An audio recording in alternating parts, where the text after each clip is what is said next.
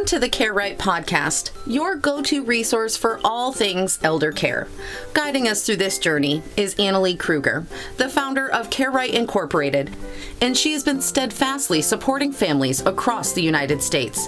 Each episode brings you expert insights, innovative strategies, and practical advice, ensuring that you're well equipped to provide the best possible care for your loved ones. Expect to gain valuable knowledge, learn from real-life stories, and get inspired to take action in your own caregiving journey. So buckle up as we dive into an in-depth discussion of elder care planning and together embrace the journey of caring for aging loved ones on the Care Right podcast. And welcome everybody to The Whole Truth in the Bay Area, California. I am Steve Side. And from Hotlanta, Georgia, I'm Kurt Dupuis. Episode number 50. I know. Are we starting with Costanza at the beginning? That's good news. That's awesome. We did 50 of these. That's a big time milestone, I feel like. Isn't that wild? It's amazing.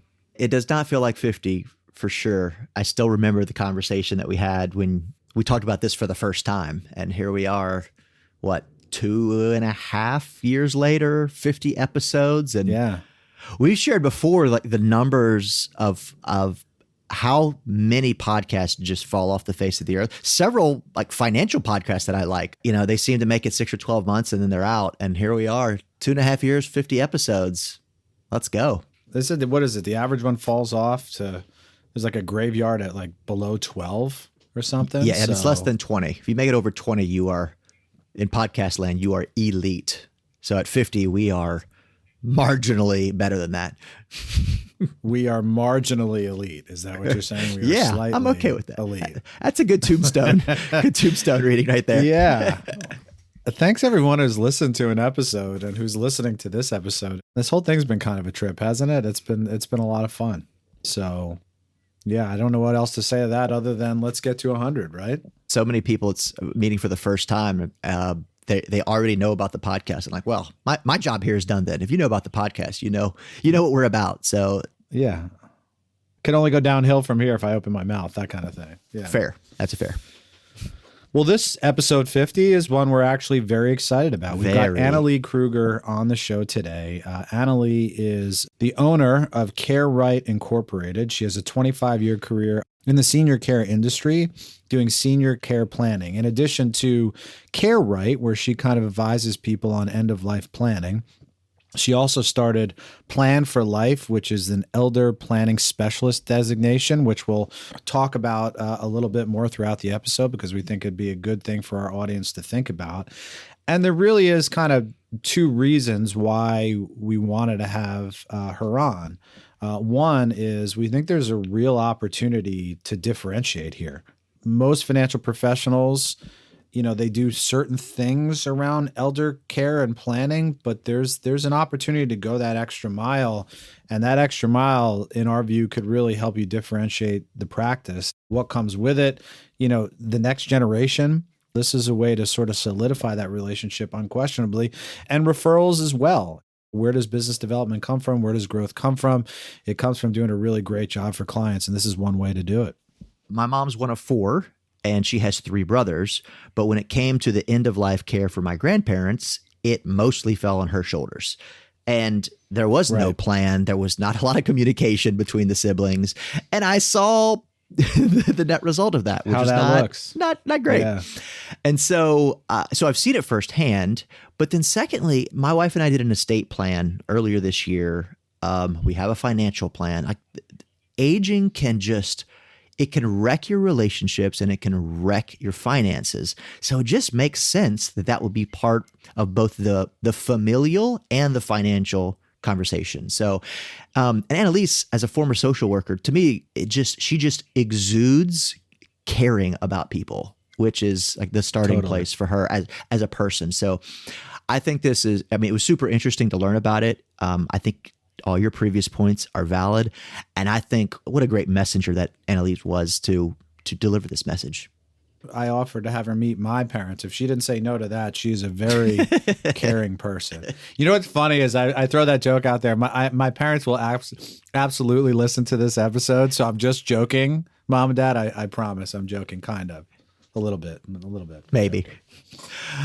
So when we come back, we'll get into our interview with Annalee Kruger. But before we do, make sure you hit subscribe, auto download. That's a feature on Google Podcasts that I have just enabled.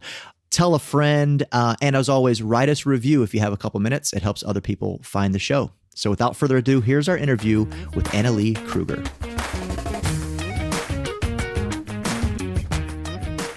And we are so excited to welcome Annalee Kruger. Thanks for your time today, Annalee. Well, thanks for asking me to join your podcast today. So before we get into it, why don't you just tell us a little bit about your story, your background, and the organization that you've started? Perfect. All right. So my name is Annalee Kruger. I was a social worker in long-term care communities, actually called continuing care retirement communities, CCRCs.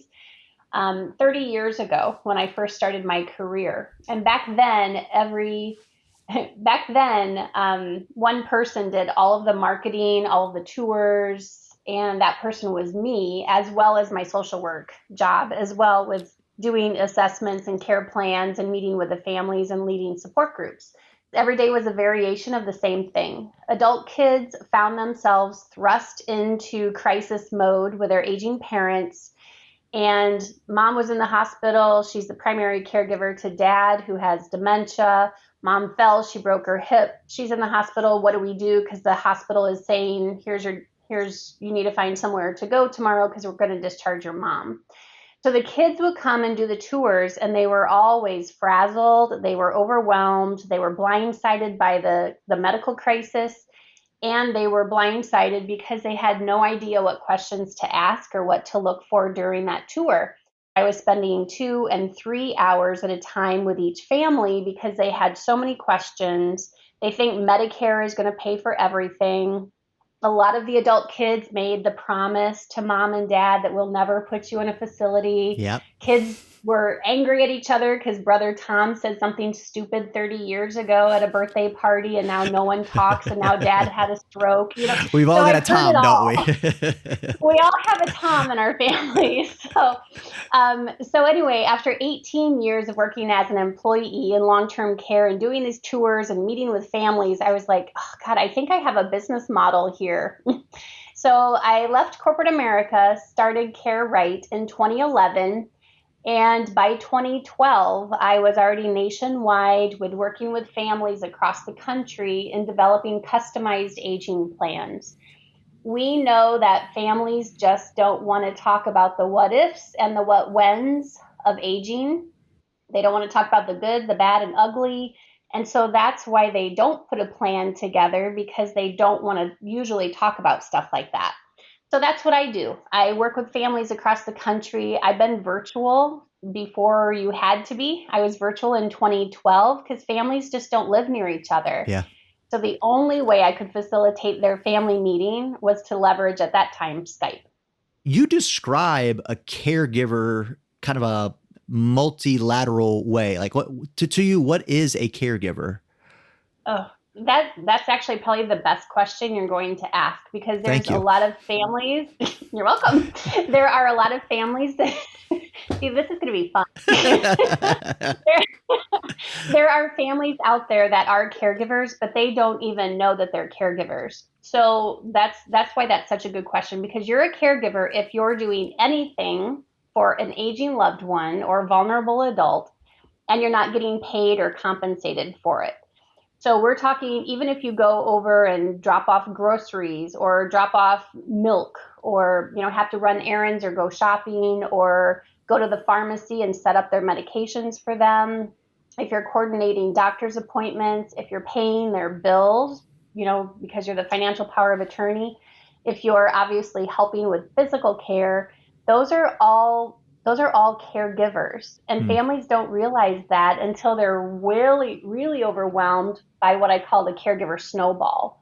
Because it starts out manageable, but then when you start taking time off work or having to burn through your PTO or your FMLA benefits, because you're like, oh my gosh, what is happening here? Like, all I'm doing, I'm totally consumed by mom and dad's needs. Yeah.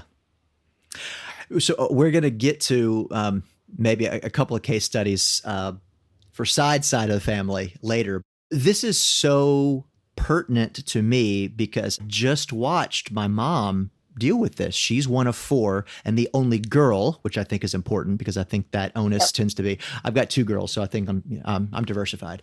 But that a lot of that onus seems to be on the women. But so I watched her go through this. And then when they both passed, watching, like, she was power of attorney for everything, but even still, like, there was conflict. There was, to which there is still no resolution.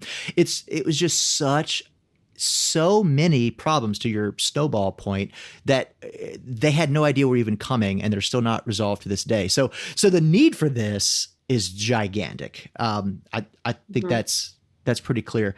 And I listened to one of your podcast episodes, but you had a whole episode where you talked about basically, look, what I saw it as is, look, do this for free by yourself if you want to. These are all of the things to consider. And I think it was an hour long, and it was very detailed. Yeah. And there was a ton of stuff I had never even thought of. But if you were to sort of simplify that into pillars, what would you say are some of the main pillars that people need to think about planning and aging? What's working well at home right now with mom and dad? Are they eating? Are they taking their medications? Are they safe to drive? Are they falling? Is their house senior safe? So that's one pillar. Like, what is happening right now? What is everyone in the family's perspective of what's happening right now? You can imagine when I facilitate these family meetings, everyone has their own perspective of how their parent is doing, and everyone has their own relationship with their parent and their siblings. And so perspectives are very different most of the time. So pillars are, what is working well right now? What is not working well right now? What red flags or what concerns are you seeing? Another pillar is, what conversations have you already had as a family about the what whens of aging? It's not rocket science to know that as we get older, we will need care. Like, we are not going to get healthier as we age. So no one should be surprised by this whole aging thing when mom and dad need more care. So that's a pillar, is how do you communicate as a family, and what kind of conversations have you had already? Another pillar is, we know that mom and dad want to age in place at home, but assisted livings and nursing homes are full of also people who wanted to age in place at home, right? So what's the plan? What's our plan as a family when mom and dad cannot stay at home anymore because either they can't afford the home care costs, and Medicare does not pay for that, right? So what's the plan when mom and dad can't afford to stay at home, but what's the plan when they either can't afford to stay at home or they can't find quality care workers that are consistent, dependable, reliable, compassionate, and properly trained? That's a tall order. You wouldn't think that it is, but it's a tall order. So that's another pillar. Another pillar is end of life discussions. Like, do you know what your parents already have in place? Do they have a power of attorney? And is it you? Because you need to know if you are, because that can become a full-time job. What do they have in place already for plans and paperwork? Do they have long-term care insurance? Do they have a life insurance hybrid? Does your dad have VA benefits? So what kind of paperwork is in order, and where are the gaps in the planning with that type of paperwork? Talk to us about what an aging plan actually is and what the components are. Yep. Which is easy because that piggybacks on what I just shared on those pillars. Right. So when we talk about an aging plan, it's me facilitating their family meeting, finding out literally what's working well right now, what's not working well. I also get the same information from mom and dad, right? Because the whole family is my client, and mom and dad need to have a say because it's their aging plan. And we talk about, what do you already have in place? Do you have home care? Do you have fall buttons? Do you have cameras in the house? Do you have a housekeeper? Do you have a driver?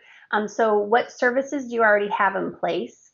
If you're the primary caregiver, what can we take off your caregiver plate and find a solution for that? Yes, you're going to have to pay for, but that's better than you getting burned out as a caregiver.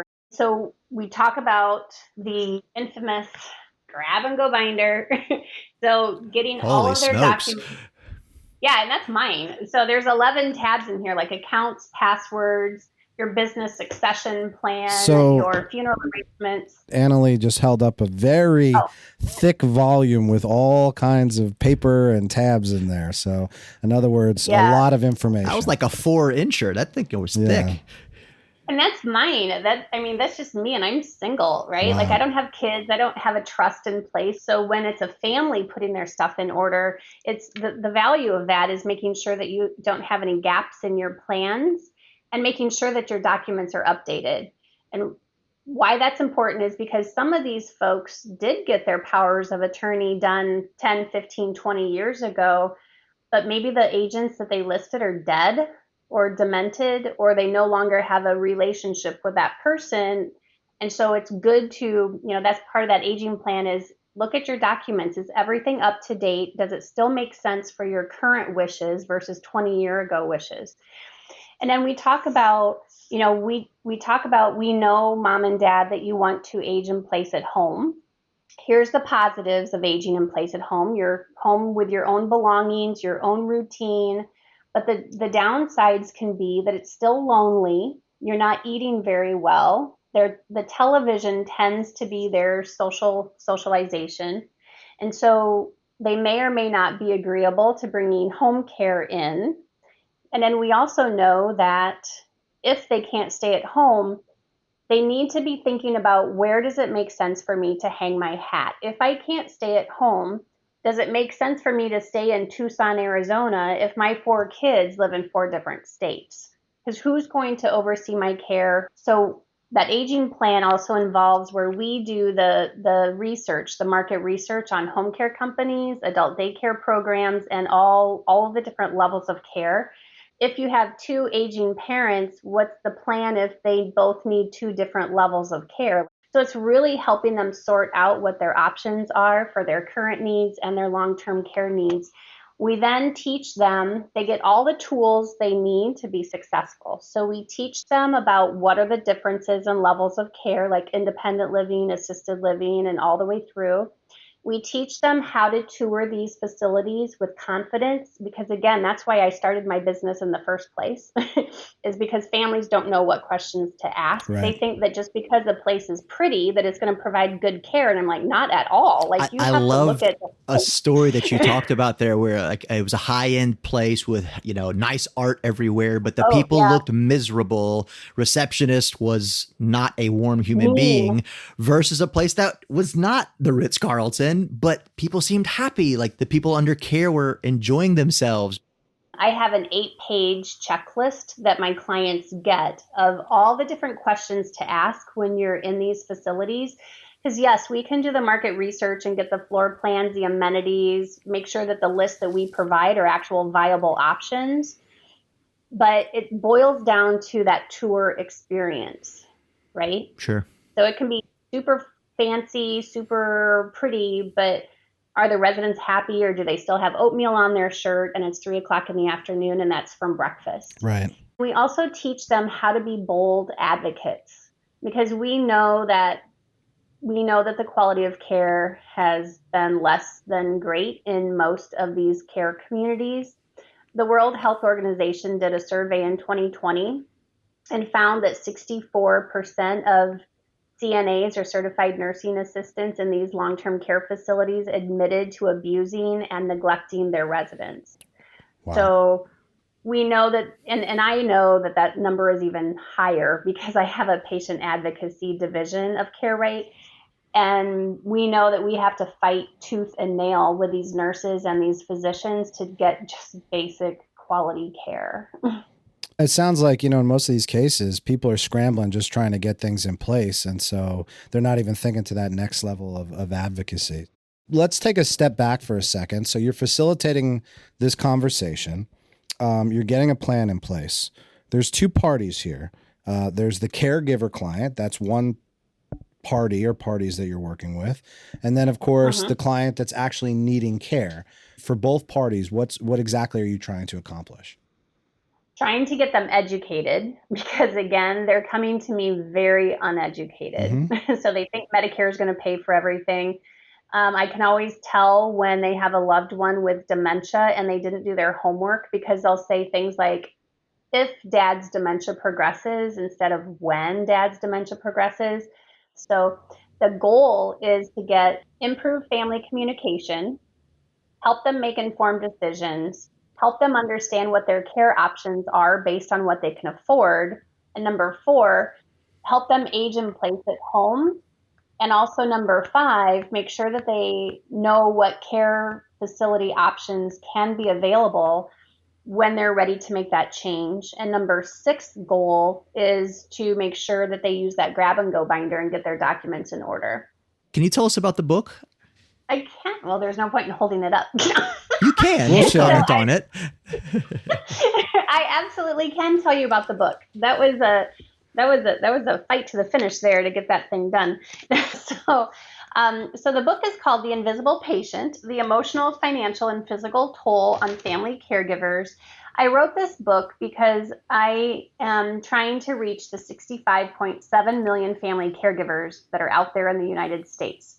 Now, I'm just little old me, so it's kind of hard to reach that. I mean, that's a big, lofty goal. So the only way that I could think about trying to reach families and help them help themselves was to write a book. So it's really jam-packed with how to develop your own aging plan. I have a family meeting agenda in there. So it's a bunch of like bullet points of the down and dirty of, if you have aging parents, or you're the mom and dad and you don't want to be a burden on your kids, here's how you develop an aging plan. Here's what you should have in your grab and go binder. Here's how you interview home care companies. Here's some questions on how to tour care facilities. So everything that I do white glove approach, I created a chapter for that with a whole bunch of bullet points. It's a little bit probably intimidating at the beginning when you first open it. Is it as thick as your other binder? It's no, it is not as thick as my other binder, but it's like the typeset on it is like 16, right? Because most of the people that might be reading this might have vision impairment. So it's thicker because the print on it's big. Gotcha. Yep. So even if people don't contract you for the services you provide, like it's still sort of a playbook for things to think through and still very education based, which is what I love about your whole approach. And then I also have, because I know that my book, even though it's on Amazon, it's still not going to get in the hands of the 65.7 million family caregivers. So what I did was I also created a free Facebook group called the Care Right Family Caregiver Solutions Facebook group. And every day we put information in there about self-care or dementia or, considerations.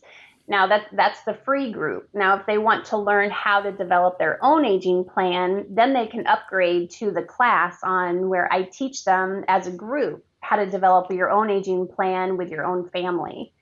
Tiered approach. I love it. Yes.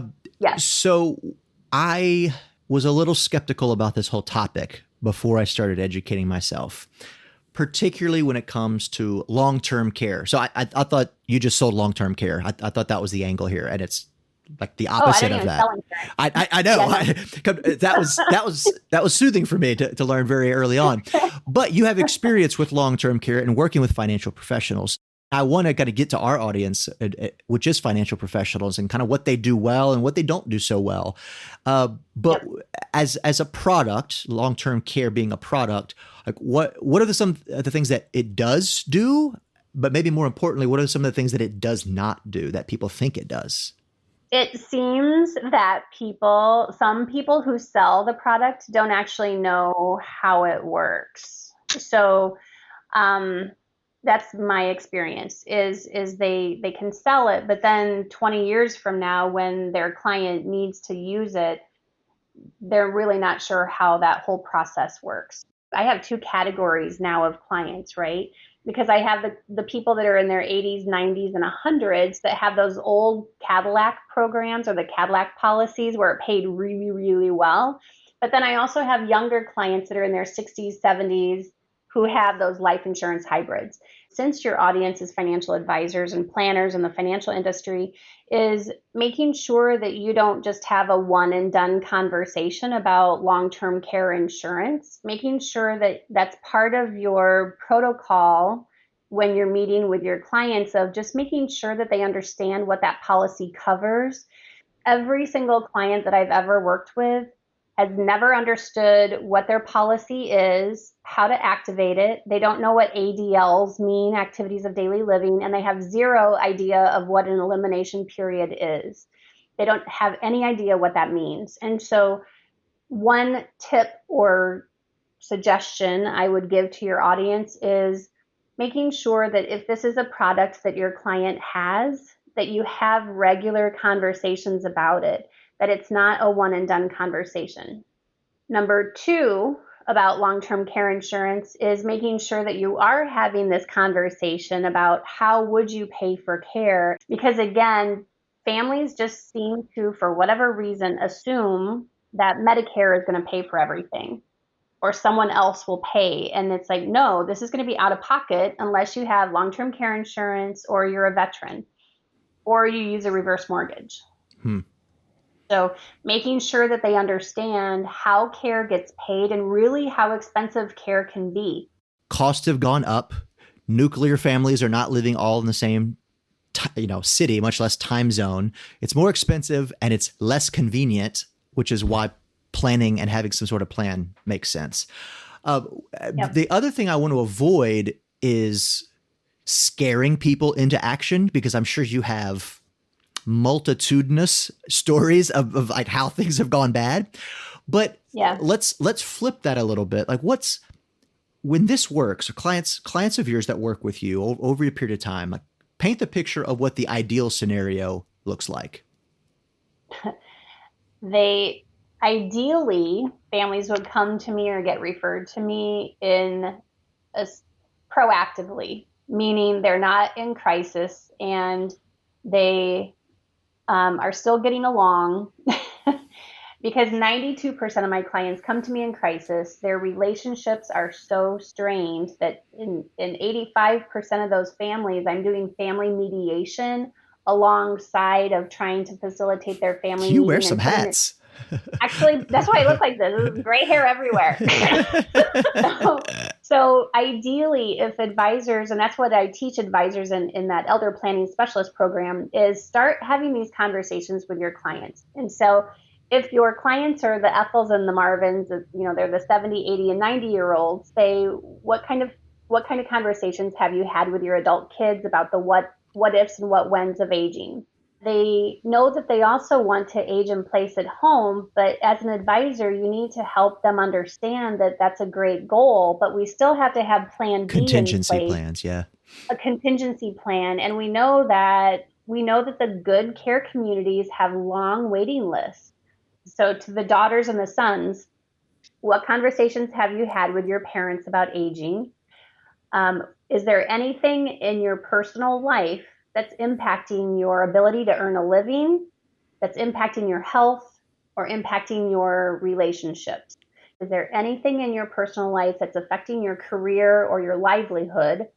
They will absolutely say, yes, actually there is. I'm taking care of mom and dad, and I'm not taking that job promotion because I don't need any more responsibility. Yeah. According to a Genworth study, we know that 46% of family caregivers had to work fewer hours. So as an advisor, you have a vested interest in making sure that you are identifying and meeting the needs of your clients all the way around.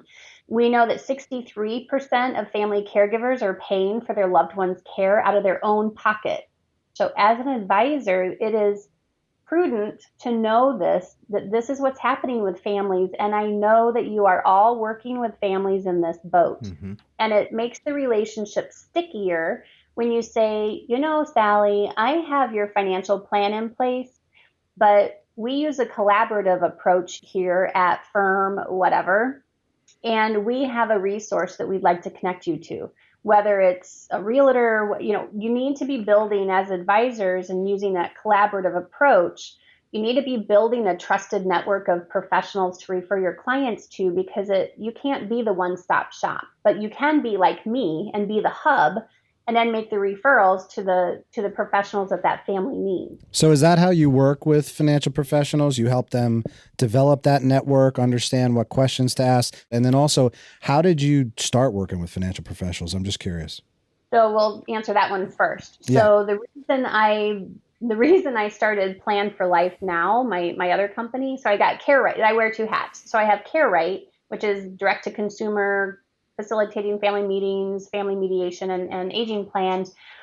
But when I first started CareRight, I was like, okay, so who is already working with consumers who have the intellect of planning ahead? So I was like, oh, that would be financial planners. Mm-hmm. So within a couple of years of starting CareRight, I started sponsoring Wisconsin FPA. And very, very, very, very, very quickly, through a ton of one-to-one meetings, when I would ask them, well, how are you addressing the needs of your aging clients? And so then they're like, well, how much more we can upsell them on long-term care insurance or other products that we have. And I was like, oh, I see. But what about like meeting the needs of your clients without having to sell a product, but like using a collaborative team approach with other professionals? And so that's how I started Plan for Life Now and created that elder planning specialist designation with the National CFP board, so that CFPs can get 10 CEs and call themselves an elder planning specialist. So how I work, to answer your second question, that's how I work with advisors, is in a two-part capacity. Number one, through having them go through the training, the elder planning specialist course. And number two, working directly with their clients. And I like it when the advisor joins on that 30-minute consult with their client and participates in that whole aging plan process, because then they learn a lot about their client that they didn't know, because I'm asking questions that they don't, because I'm not a financial planner, right? And number two, it helps make that relationship sticky, because now because they participate in my aging plan process with me facilitating family meetings, now they're actually meeting that second generation. We talk about connecting generations almost endlessly, because the average age and demographic of our financial professionals is somewhere between 55 and 60. And so if they are not in need of this type of service, it's likely that a good chunk of their clients are. But even me, as a 40-year-old with aging parents, I see a need for some conversations around this. And it's better to have these conversations now. And as an advisor, do you know how good that makes you look when you're not just focused on portfolio and assets under management? When you're like, you know what, I care about you as a person, right, not just about the portfolio, but I care about you as a person. The advisors that go through that elder planning specialist program, those advisors have that mindset of, you know what, we see that the needs of our clients are changing. We want to stay on top of that and help support them through that journey, because they also know that that's going to help them be more successful as an advisor as well. So you mentioned the advisors you're working with tend to be that way, the holistic, the caring. Is there an opportunity for differentiation here? In other words, if I go out and I get this designation, or I work with you, or I have the resources, would make them stand out. How do you see that? Oh, absolutely. So when you have aging parents, or if you're aging, wouldn't it make sense to work with advisors who are properly trained in what your needs are going to be? I mean, it just makes sense. So that's how you can differentiate yourself as an advisor. That's how you differentiate yourself, because you are specially trained in elder care issues and family caregiver issues. Most advisors are not trained in that, and that's why their clients aren't having these types of conversations. So let's do a couple more things before we let you go. And we really, really appreciate you coming on. I want to do a case study with some fictitious random people that are absolutely not real, named Jeff and Karen Side. They're going to be fictitious. And then we're going to do some summary talking points, summarize the whole thing for financial professionals. So let's do Jeff's side first. Jeff is I'm so excited for this. I'm not going to go crazy. All I'm going to do is share their perspective. And because they don't listen to me when I talk about anything to do with this, like, again, about family members not being able to have conversations. So I just want what you would say to them. Okay. So Jeff's side is going to be 70 soon. Really healthy guy. Never drank, never smoked, ate pretty well, watched his weight,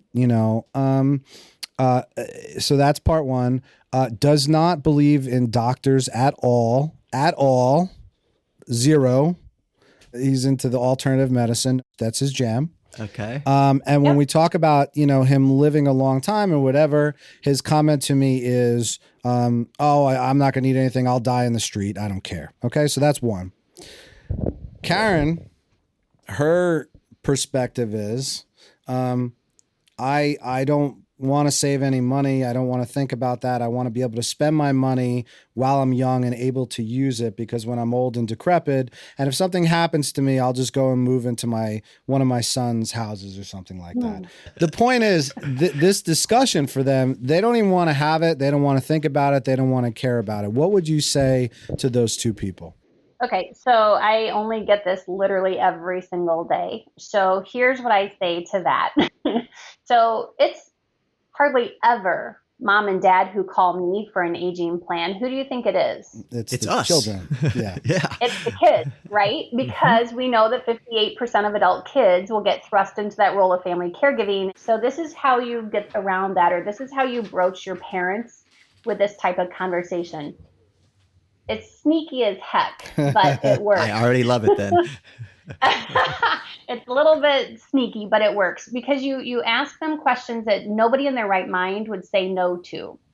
All right. So mom and dad, is it important to you to have a say in what happens to you as you age? Who's going to say no to that? Right. Is it important to you to have a say in what happens to you as you age, or what kind of care you get? Is it important for you to have the best quality of life possible? Who's going to say no to that? So when we talk about the Karens, right, like, well, I'm going to just spend my money and whatever happens to me, I'll just go on Medicaid, because that's some people's plan. And that's a terrible, terrible plan, because you have no say in what happens to you. You have no say in where you get your care. You have no say in where you live to get your care. You have no say in your care providers, because you have to go to a doctor that actually works with Medicaid people. And you have to know that, and this is going to sound terrible, but in care facilities that are Medicaid facilities, you should never expect to get the best quality.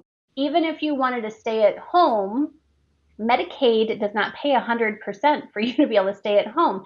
So we know that from conversations with home care companies that they send their A team out to people who are private pay, and they send their B team, their less than great home care workers, to their Medicaid people, because they're going to get paid no matter what, right? So when you have parents that are resistant, say, is it important to you to have a say in what happens to you? Is it important for you to not be a burden on your kids?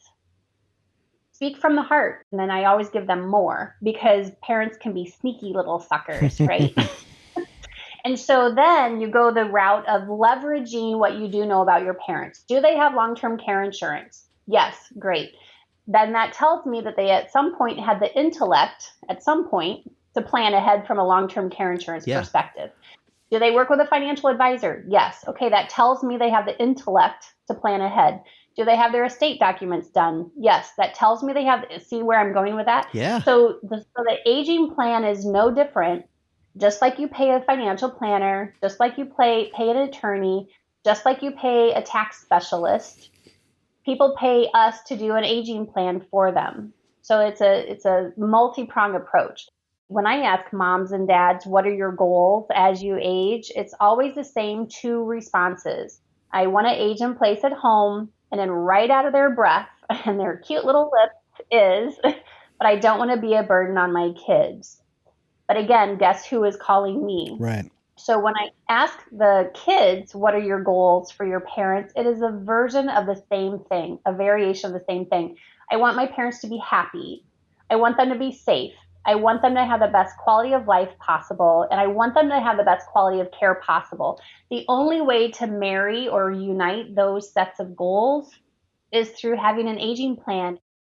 Oh, this is all that makes it makes so much sense, right? Like the financial plan, right? The estate plan. It's like I've never known this was a thing. And like I said, watching my mom go through this a number of years ago and not wanting to go through that myself, we're going to be talking offline.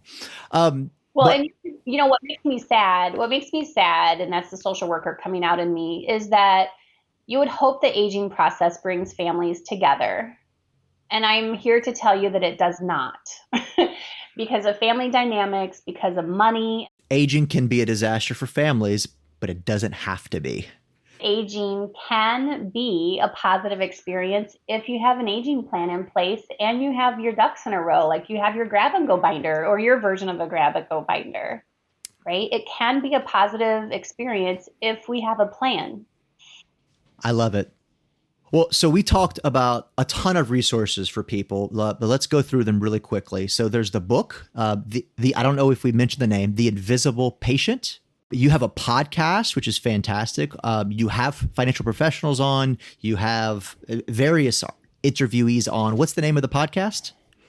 So it's called The Caregiver Crisis. Awesome. And then you have a website for Care Right, your concierge of senior care planning, which again, a few weeks ago did not even know that it was a thing. So glad to learn that it is a thing. Where can people reach out to you in regards to those services? So they can reach out to me on the website. I have a calendar on the website, and that's carerightinc.com. They can also, I also have a Care Right Facebook page that people can message me on that as well. Or they can just call my cell, the good old-fashioned way, 239-770-6322. Got that good Florida zip code. I love it. Yep. Annalee, thank you so much for bestowing some wisdom upon us. This is a crucial topic. I will be sharing this conversation with a lot of people. So I appreciate the time, the knowledge, and we look forward to seeing you down the road. Yeah, thank you so much. I appreciate the opportunity. Thanks, Annalee. You bet. Thank you for tuning into the Care Right podcast. We hope today's discussion has provided you with valuable insights. If so, don't forget to like, subscribe, and share our podcast with others who might find it helpful. Remember, Care Right is more than just a podcast. It's a community dedicated to supporting family caregivers with comprehensive care planning, crisis management, and resources for every stage of aging. Stay connected with us for future episodes as we continue to explore essential topics in aging planning, elder care, and financial planning. Until next time, take care, plan wisely, and remember, you're not alone in your caregiving journey.